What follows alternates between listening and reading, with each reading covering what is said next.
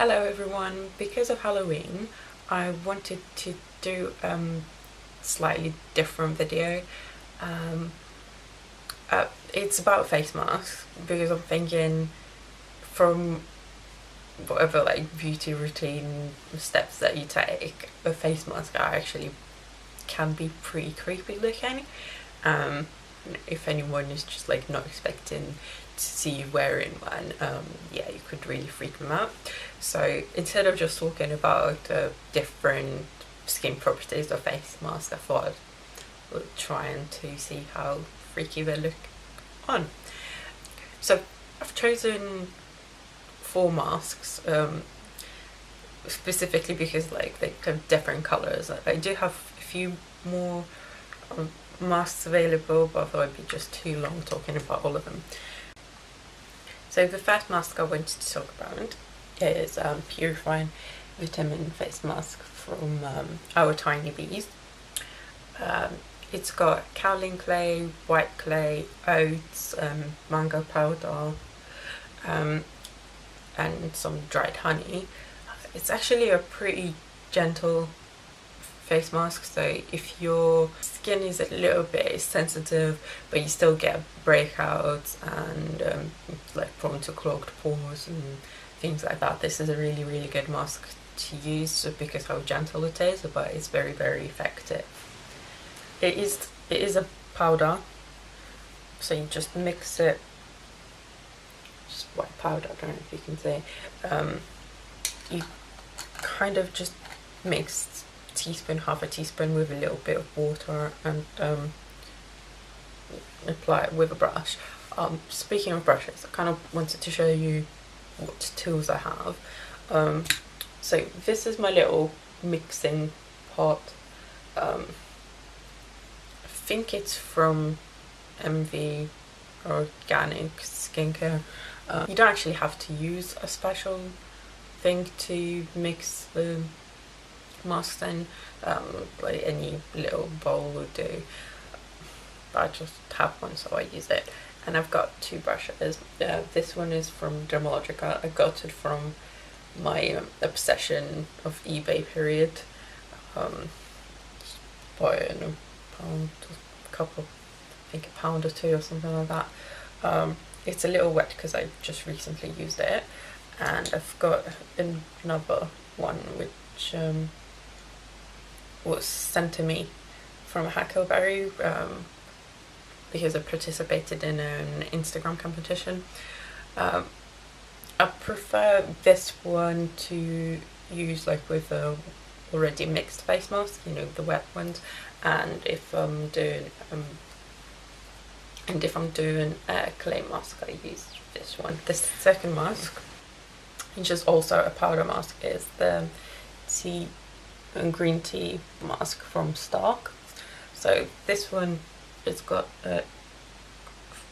also got Russell clay in it, and then it's got French green clay, green tea extract, and apple fruit extract, and lime fruit extract.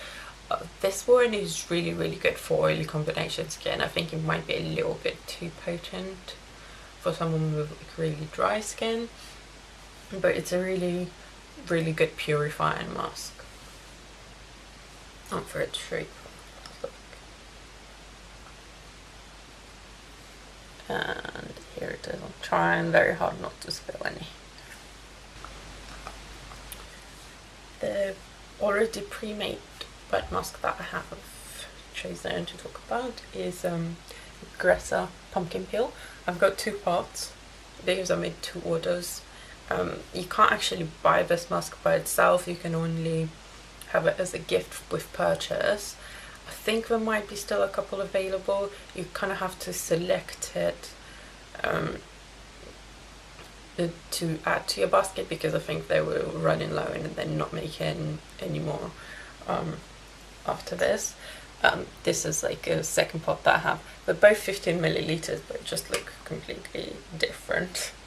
But supposedly both have 15 ml. Yeah, I'm absolutely obsessed with pumpkins, so I had to get my hands on this. I didn't just do 2 orders just for the pumpkin peel, but I really did enjoy using it the first time, and I was planning to get the foundation anyway, so I thought might as well. It's an enzyme peel, so you wouldn't be recommended to leave it for too long on your skin. Somewhere between 3 and 10 minutes. I normally use it for about 5. I've not had any tingling sensations, and my skin can be a little bit sensitive at times, but it's been really great. So I do hope that they make this permanent.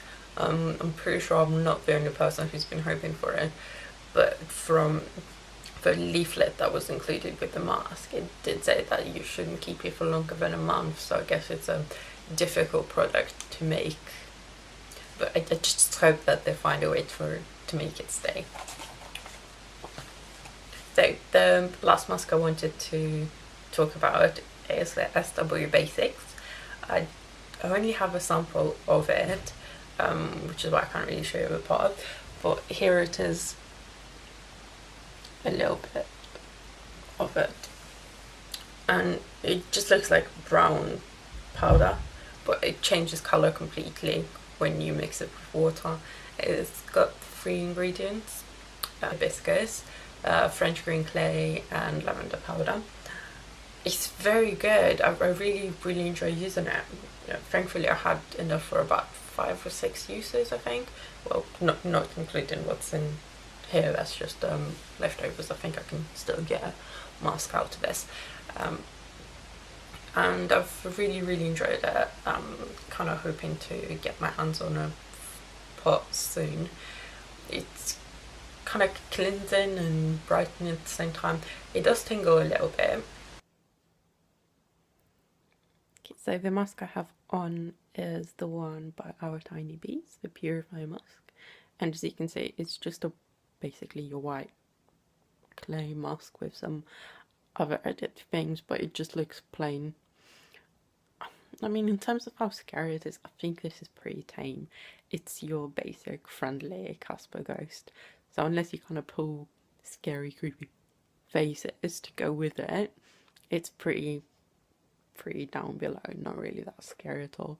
Or you can think of it as like, you know, the Kabuki theatre, they have like this kind of, if it was a bit smoother, it would almost look like that, like kind of your very white face on before you start putting blush on, like very geisha. No, not really that scary, I don't think. Okay, so the mask I have on is the Stark Green Tea Mask. In terms of the scariness, it's like, it's got a tinge of green, and normally in all the movies when you see like a guy freaking out because a woman is wearing a face mask, it's normally green, but I think the ones I use is like supposedly, you know, the mashed up avocado ones, which are actually kind of greeny brown. Anyway, I digress. So yeah, I think this is a step up from the Casper, the Friendly Ghost, but still not quite all that terrifying. It's a bit like of a, I don't know, a swamp monster, maybe even a friendly one. So yeah, I don't think that this one is all that scary either. So I've got the Gresser pumpkin peel mask on at the moment. In terms of how scary it looks, I think it's definitely up there. Makes me think of Oompa Loompa, and those things are terrifying. Like seriously, the creepiest things from a kid's movie, like ever. So you can leave it on for about 3 to 10 minutes, depending on how sensitive your skin is. I really hope that she does make it like a permanent installment, or at least like a seasonal mask. I know that it's got a short shelf life, but it is a really good product. It's really amazing. But in terms of scariness, I don't know. It's not the scariest, but it's definitely up there. Okay, so this is the SW Basics mask. Personally, I think this is the scariest of them all. Every time I see myself in a mirror, I'm thinking Freddy Krueger. And I think even Mr. Rainbow Feet, who is not really normally bothered by my facials, would be a little bit creeped out by this one.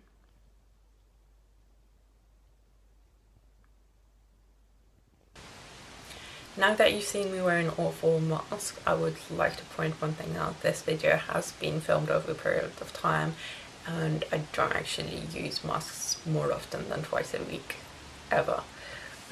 And normally it's just the once, twice a week only if I'm having like breakouts or something. Yeah, I hope you enjoyed this video. You can decide for yourself how scary you think the masks are and which one wins your scare factor vote. Like personally for me, I think the SW Basics is the one that is the most terrifying.